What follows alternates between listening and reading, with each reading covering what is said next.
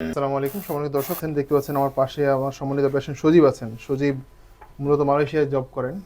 উনি বাড়িতে এসেছেন একটা চিকিৎসা পারপাসে। তার যে সমস্যা ছিল আমরা একটু শুনতে চাই। সজীব, আপনার কি সমস্যা নিয়ে আমাদের কাছে এসেছিলেন?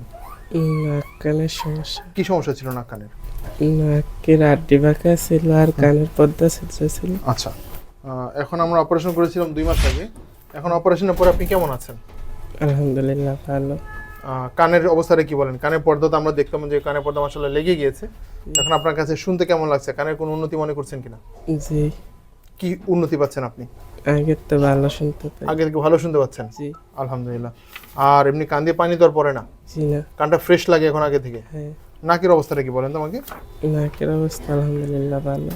নাক দিয়ে আপনার একটু অ্যালার্জি প্রবলেম আছে, এই জন্য নাকে একটু সমস্যা হবে। এমনি তো নাকের আগের কষ্ট তো নাই না? জি না। ঠিক আছে।